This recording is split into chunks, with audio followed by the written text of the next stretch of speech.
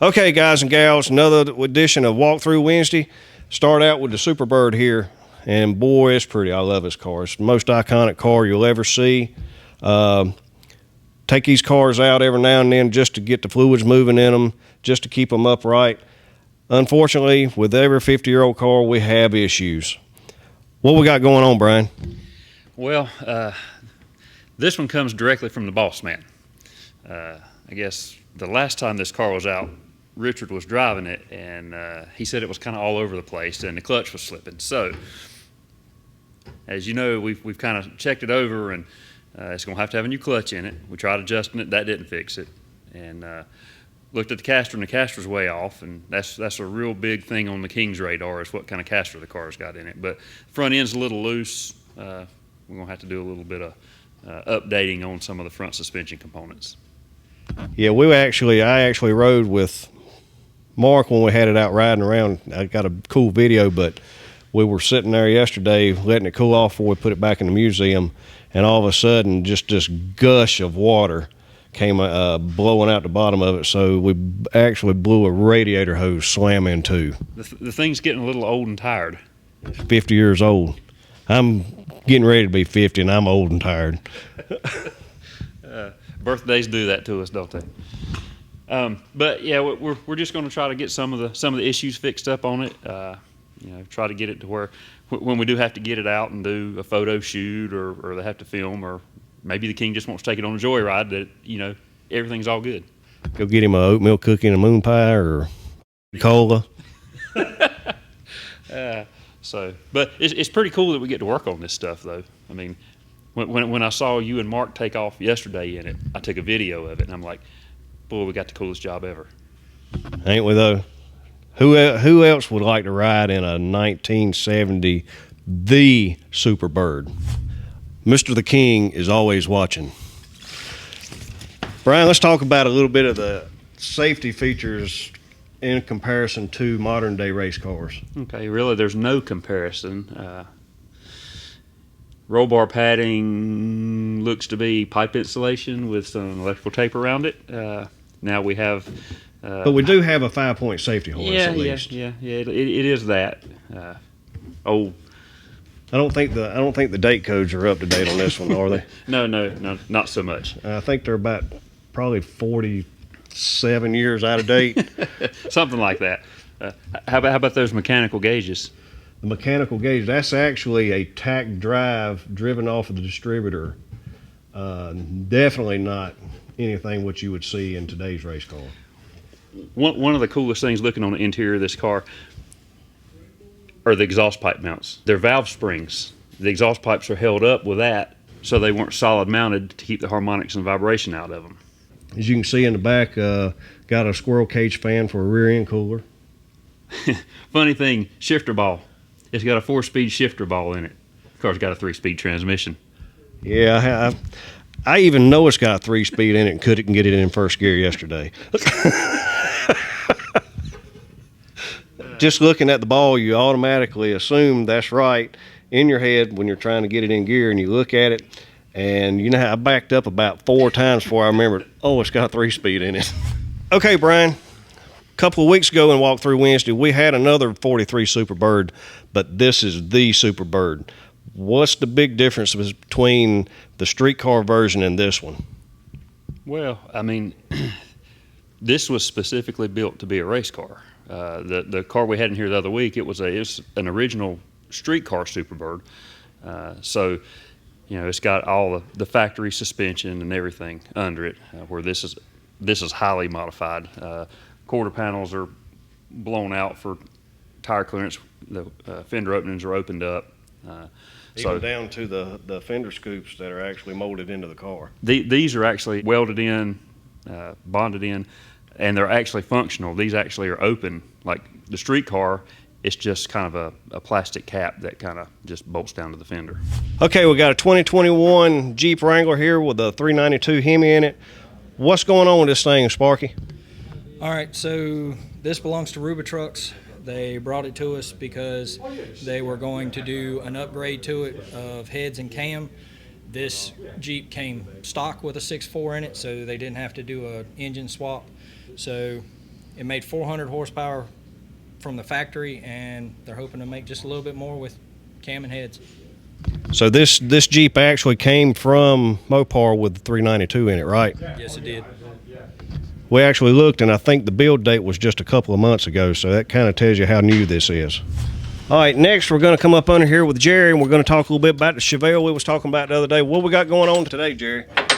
Well, basically this one here is a build from another shop out of state, and the owner had put a few hundred miles on it and had some minor issues, which is typical of a full build. And we just got it in here to straighten it out, a few things. We got a couple exhaust rattles to take care of, and relocation of a sway bar, and a little misalignment in our drive shaft angle. So why did we have to change all that? Was there something wrong with the car having to change the driveline angles? Well, we had a little bit of a vibration at speed, so we figured we'll just go ahead and get that while it's here. Great. So with the pipes and all, what did we do with the pipes as far as the underneath goes? Well, they were just clamped together, kind of a slip fit type of a deal, and we took the clamps out and TIG welded them up, made them nice and solid, pulled them away from any suspension parts that they might have been making contact with. Good deal. No rattles in the exhaust now, No right? rattles now, no. Moving forward, we got a 1971 Pontiac Trans Am here.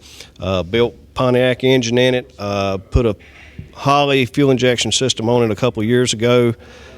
Customer took it home, went to take it out, had sat for about a year during COVID, couldn't get it out, went to go get it, go to a show, had a no start issue. He brought it back to us, decided we was going to figure out what was wrong with it, checked fuel pressure, checked ignition, no ignition. Got to checking a little deeper. One of the two pickups in the distributor was bad. Ordered a new distributor, dropped the distributor in, retimed it, now it runs. All right, I'm going to tell y'all a quick story about these steps right here. As you know, the King comes through here a whole lot. Most of the time I get stuff like this. King walks by and asks, why do they give the shortest man in the shop the tallest job? So here you got it, short man standing on a stool talking about a Jeep. Basically, was talking earlier about the Rubitrux Jeeps. This is a package that they really wanted to put on their end as far as sending out a 392 Jeep. As you can see, we had to modify just a little bit on our coil covers, but we got coil covers in a Jeep now. Okay, moving on to the motor room. What we got? Whoa. Either that's an inline 5-cylinder or something odd. What is it, Fred? It's a Viper. A Viper. So we got a Viper V10 we're going on. What are you doing with a Viper V10? Trying to figure out the valve train on it right now, but we're building it for a customer here in Randleman. Very nice. Long drawn out process, but it's finally coming together. So do you charge like 20% extra because you got 2 more cylinders to do when you do something like this? That's above my pay grade. Need to talk to somebody up front. You said you was picking out valve train for it. What's all the paperwork for? I'm just jotting down numbers and trying to figure out the spring to go with the valve lift.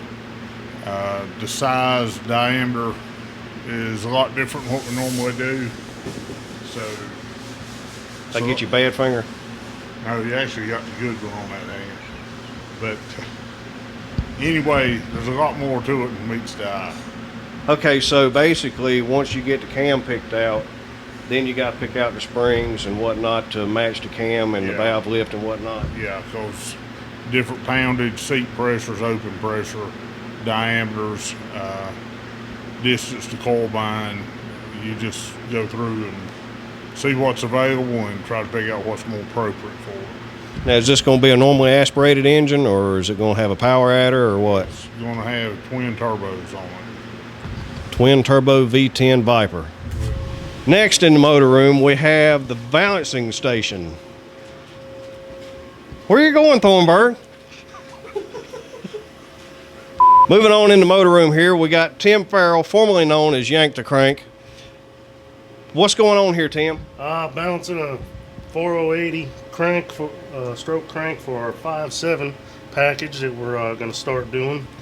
Just trying to get it exactly right, a little overbound so it runs smooth down the road. Okay, so what's all these little gold things all over it? These are the weights that mimic your crank or your rods, bearings, pistons, rings. It's the exact weight of that. We put a little bit extra called overbalance in so it runs a little smoother. Okay, just left the motor room. Coming over here, we're going to check out the shipping department here. As you can see, ain't many strut bars up there. They've been flying off a shelf. You can see here we got a Track Series rear strut bar going in petty blue. All right, everybody. I look a little different now. Mitch was getting a little flustered. This is a hard job. Presenting is not easy. But we want to end it on the Superbird. Obviously, it's one of the most iconic cars ever in the history of automobiles. But remember, if you want a strut bar, prices go up August 1st. So go on to petties-garage.com right now and grab your strut bar at the price that we have them at right now. Follow all of our social media channels. Subscribe to our YouTube. Have a good week.